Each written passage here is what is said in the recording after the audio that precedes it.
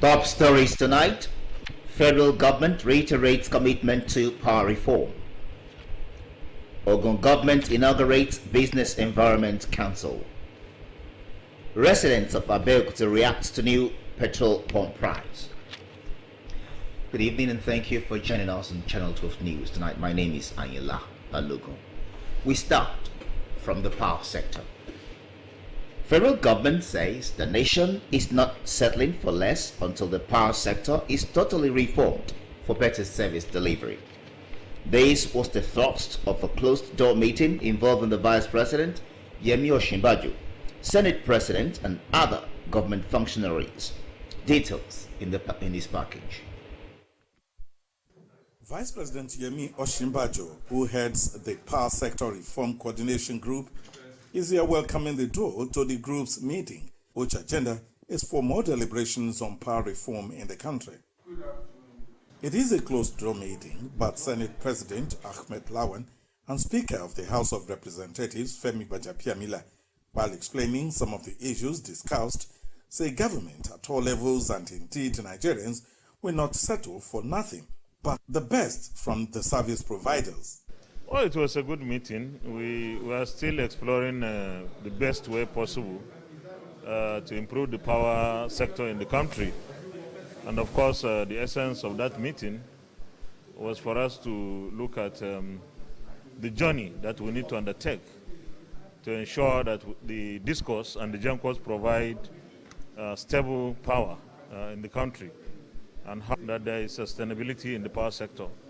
Everybody's on the same page, even in Nigeria, amongst Nigerians, that there has to be cost-reflective tariff because nobody runs any business at a loss. We're working out a situation similar. And that point needs to be made where it's the top echelon, so to speak, for want of a better way to put it, of the society, perhaps I think 15% of the society, that the increase speaks to, not the general 80-85% of the rest of the country.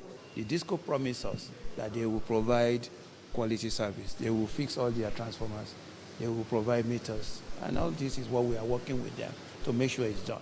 So it's not like one will lose, another one will get. It's a win-win approach we are recommending. Both leaders of the National Assembly Tuesday this week visited the President and the Vice President to express the position of the National Assembly on the proposed increase in electricity tariff, which the Assembly believes it's not the right time to implement due to the challenges the people are facing from the COVID-19 pandemic.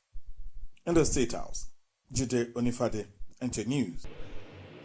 Similarly, in order to meet up the World Bank's ranking on sub-national study on ease of doing business, Ogun State government has inaugurated a Business Environment Council to streamline regulatory process and timing associated with business registration in the state.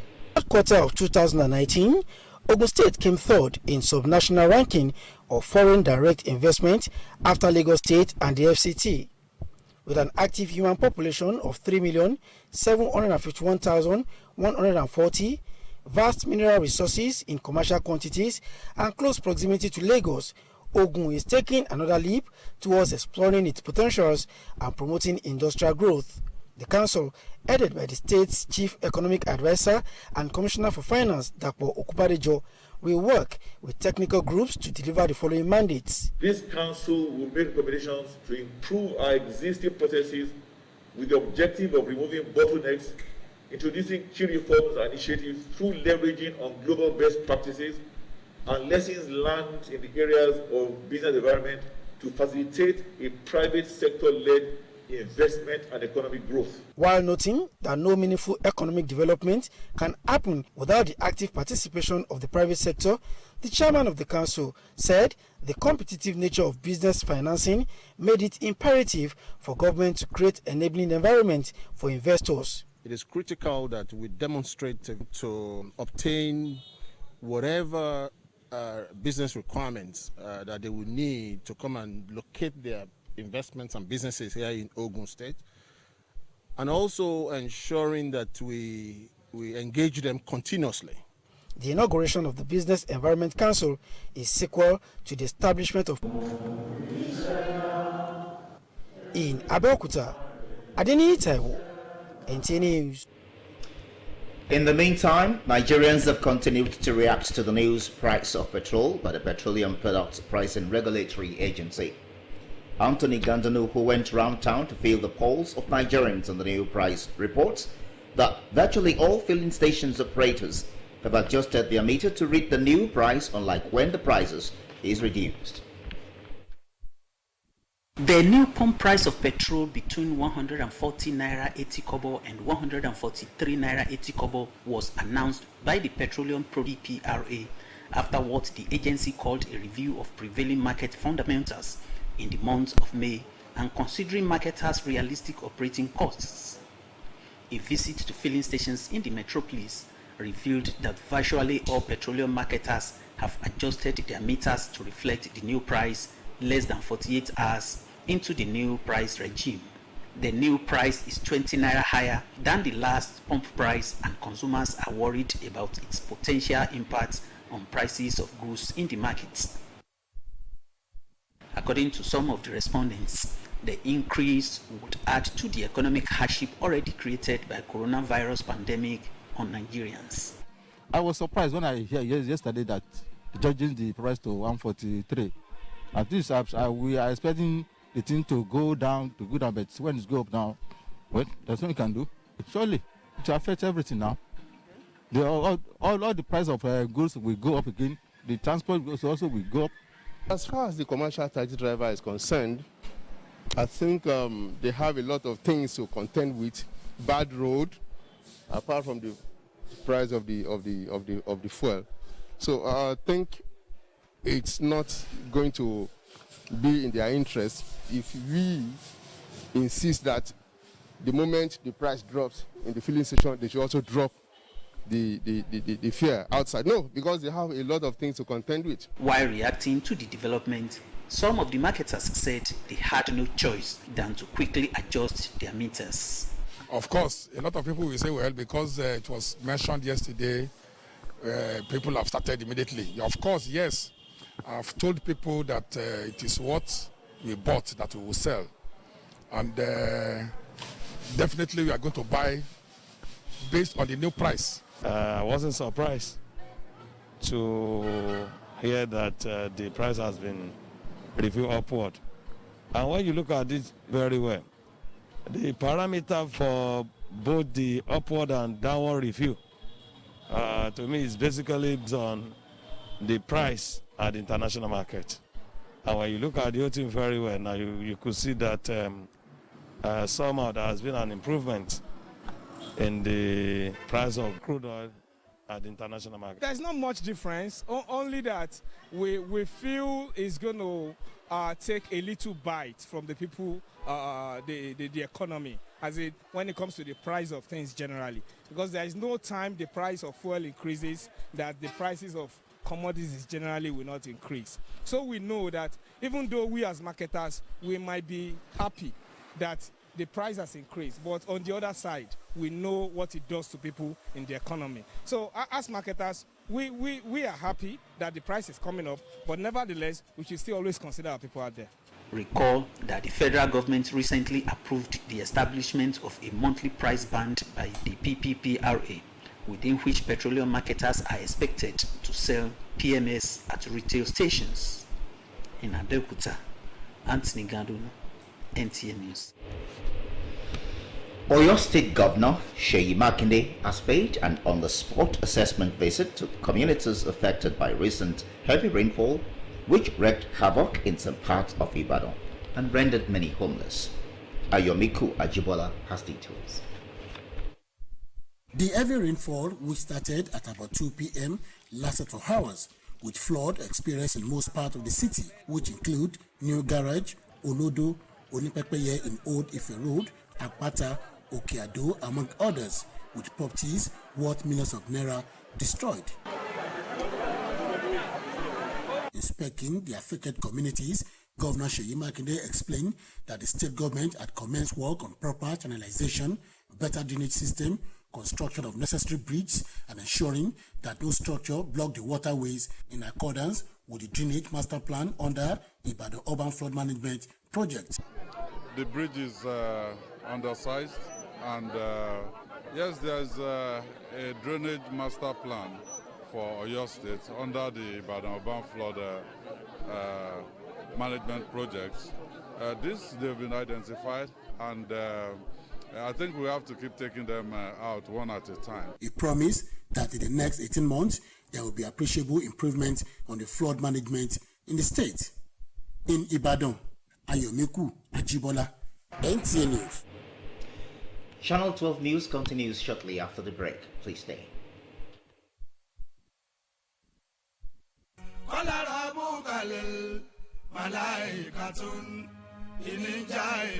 With gratitude to God for a life well spent, we regret to announce the passing on to glory of our dearly beloved wife, mother and grandmother, Alaja Risikat Kehinde Bello, aged 72 years. She is survived by her husband, children, grandchildren and great-grandchildren. May Almighty Allah grant her a journey fidel. Announcer, Mrs. Muinat Bello Zagi.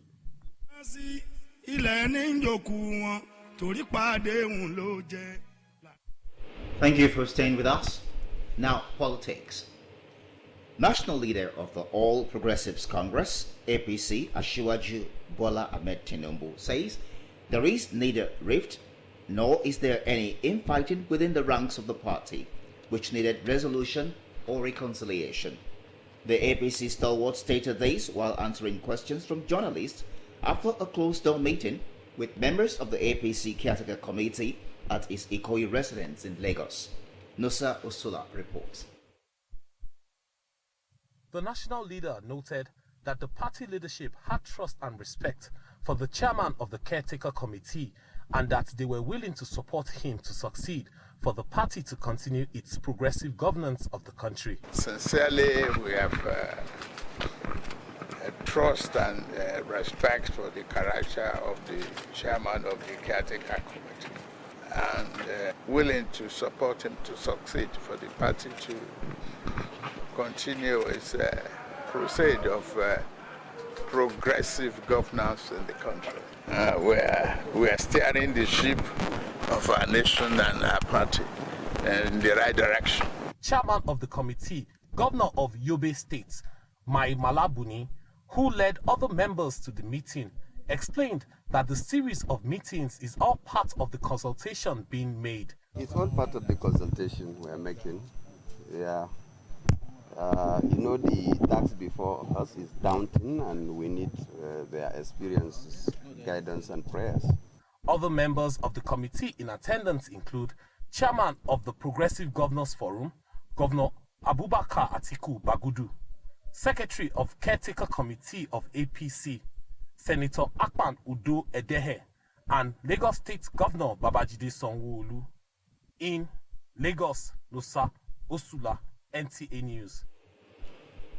President Muhammadu Buhari has paid glowing tribute to the late Ooni of Ife, Oba Adesoji Aderemi, on the occasion of the 40th anniversary of the passage of the foremost monarch. In a statement by the Special Advisor to the President on Media and Publicity, Femi Adesina, the President recalled the imprint of a foremost nationalist, very successful businessman, former Governor, Western Region, 1960 to 1962, and traditional ruler on the sands of time. He specifically bring back to memory the contributions of the late Ooni Aderemi through building of schools, dispensaries, churches, mosques, which attracted the establishment of a waterfront in his domain, for waterworks, electricity projects, and the University of Ife, now Obafemi Awolowo University, Ile-Ife. The President added that the late monarch was a member, Legislative Council of Nigeria 1946 to 1951, delegate, African Conference, London 1948, President, Western House of Chiefs 1952 to 1960, member, Federal House of Representatives and Minister 1952 to 1954, led Nigeria's delegation to Queen Elizabeth II's coronation 1953, and member, Nigeria Constitutional Conference 1953 to 1958.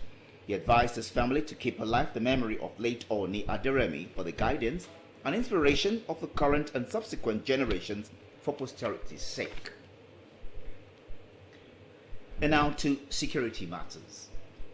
In what can only be described as a precision strike, the Air Task Force ATF of Operation Lafia Dole has obliterated a Boko Haram terrorist meeting venue along with other structures and neutralized several of their fighters at Mayankari on the fringes of the Sambisa Forest in Borno State. A statement by the coordinator of Defense Media Operations Defense Headquarters, Major General John Eneche, the air interdictions mission was executed on Thursday to mark the launch of subsidiary Operation Long Range 2 after a series of intelligence, surveillance, and reconnaissance missions had established that a prominent building in the middle of the settlement was being used as a meeting venue, where the terrorists planned and launched attacks, as well as housed some of their fighters.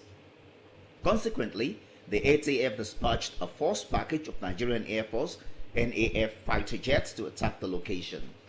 The first jet in the first wave of attack recorded a precision bomb strike on the designated target, completely destroying it. Other compounds, which were also designated for destruction, were taken out by subsequent passes of the NAF fighter jets. Many of the BHTS were also killed as a result of the air strikes. The Chief of the Air Staff, Air Marshal Sadiq Abubakar, who is in Maiduguri to personally oversee the conduct of the Operation Long Range 2, has commended the ATF for their dedication, dexterity, professionalism. The Defense Headquarters equally urges them to intensify the air offensive against the terrorists and all criminal elements threatening the peace and security of our beloved country. And on that note, we end Channel 12 News tonight. Thanks for being there.